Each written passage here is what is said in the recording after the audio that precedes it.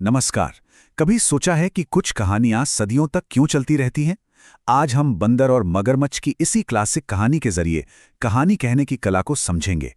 हम देखेंगे कि कैसे ये जो इतनी सरल सी कहानी लगती है, वो दोस्ती, धोखे और समझदारी जैसे काफी गहरे विषयों को बड़ी खूबसूरती से हमारे सामने रखती है।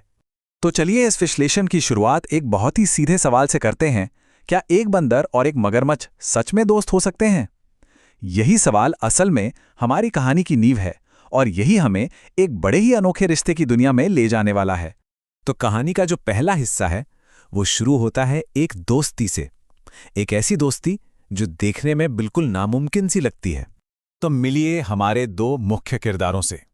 एक तरफ है नदी किनारे जामुन के पेड़ पर रहने वाला एक खुशमिजाज और बड़ा ही उदार बंदर, और दूसरी तरफ है नदी का शक्तिशाली राजा मगरमच्छ। अब जाहिर है उनकी दोस्ती किसी को भी अजीब लग सकती थी, पर शुरुआत में ये काफी गहरी और सच्ची थी। हर दिन बंदर अपने दोस्त मगरमच्छ के लिए पेड़ से मीठे मीठे जामुन तोड़कर देता था। ये जामुन सिर्फ कोई फल नहीं थे, बल्कि उनकी रोज की मुलाकातों और बातचीत का एक मीठा सा प्रतीक थे। कहानीकार अक्सर ऐसी ही छोटी छोटी चीजों का इस्तेमाल करते हैं रिश्तों की गहराई दिखाने के लिए। लेकिन जैसा कि हर अच्छी कहानी में होता है, ये शांति ज्यादा दिन तक नहीं टिक सकी। अब कहानी एक ऐसा मोड़ लेने वाली है जहां एक खतरनाक योजना इस दोस्ती की नींव को ही हिलाकर रख देगी। तो होता यह है कि मगरमच्छ कुछ फल अपनी पत्नी के लिए भी घर ले जाता है, लेकिन उन मीठे फलों को खाकर पत्नी के मन में बंदर के लिए जलन पैदा हो जाती है। उसे बंदर की ये दरियादिली जरा भी रास नहीं आती।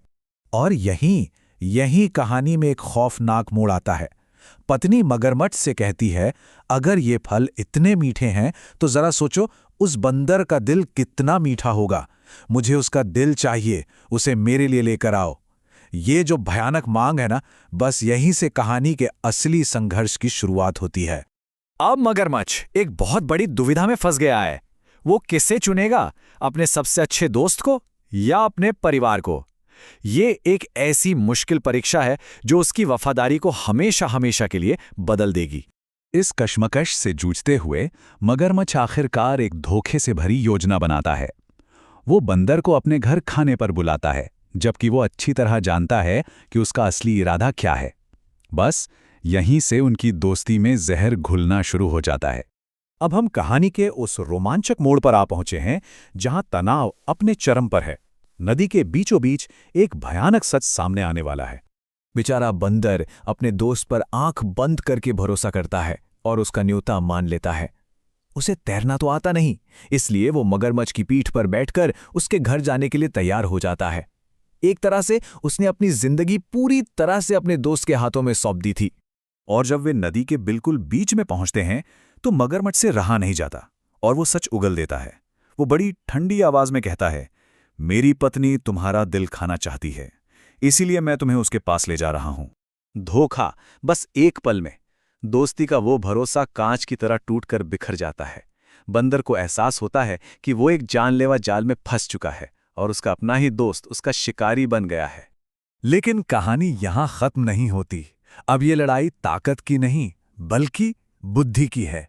अब देखने को मिलेगी बंदर की हैरान कर देने वाली चतुराई। मौत को सामने देखकर भी बंदर घबराया नहीं।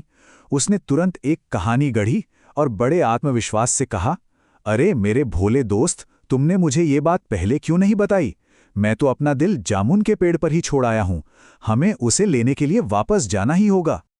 और यहीं पर बंदर की शानदार योजना काम करती है। देखिए, पहला कदम खतरे को समझना, दूसरा एक ऐसा झूठ बनाना जिस पर यकीन किया जा सके, तीसरा दुश्मन की बेवकूफ़ी का फायदा उठाना, और चौथा और सबसे जरूरी अपनी जान बचाने का रास्ता बनाना। और मूर्ख मगरमच्छ वो बंदर के झूठ पर पूरी तरह से यकीन कर लेता है।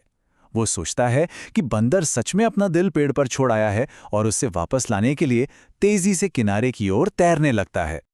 और अब हम आते हैं इस कहानी के सबसे महत्वपूर्ण हिस्से पर।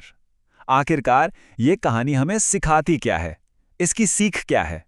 जैसे ही किनारा आता है, बंदर एक पल की भी देरी किए बिना फुर्ती से मगरमच्छ की पीठ से कूदकर अपने पेड़ पर चढ़ जाता है और अपनी जान बचाकर वो दुखी मन से मगरमच्छ से कहता है कि उनकी दोस्ती अब हमेशा हमेशा के लिए खत्म हो गई है। तो सवाल ये है कि सदियों पुरानी ये कहानी हमें आज की दुनिया में क्या सिखाती है। इसके जो सबक हैं वो सिर्फ बच्चों के लिए नहीं बल्कि हम सभी के जीवन के लिए बहुत जरूरी हैं।